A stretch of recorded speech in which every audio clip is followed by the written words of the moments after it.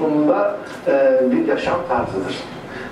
Her Kürdün bir parça dokunduğu yerlere bir yaşam paylaştığını biliriz.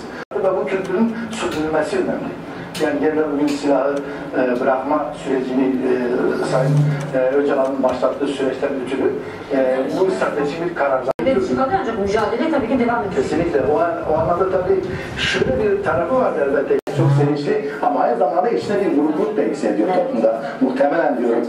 Yani bugün takip ettiğim Diyarbakır'da başka şehirlerde verdiği perspektifle bir adım atıyor. Geride silah bırakma sürecini başlatıyor. Onlar da verecek. Çünkü önemli bir grup. Bu tek tarafta bir barış olmuyor. Barış biliyoruz biz. Bu savaşı yaşayan iki taraf var ve bu iki taraf arasında geçmişe takılı kalmayan, geleceğe dair umudu olan, geleceğe dair yol açıcı olan, hem Kürdistan halkları açısından, Türkiye halkları hem Orta Doğu halkları açısından aslında bir çığır açan, bir demokrasi mücadelesinin ana merkezi haline geldiğini bu heyecanlıyım.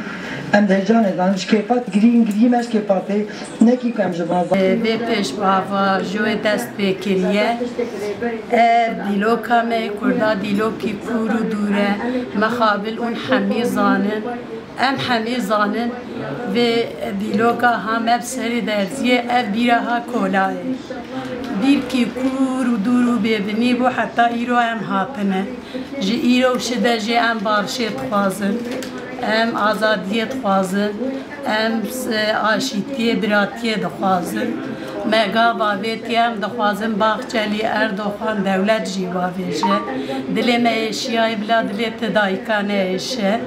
Bila dayîkê gerî layê, eskerayê, polîsa henî mir bidin her û gav wavêjin.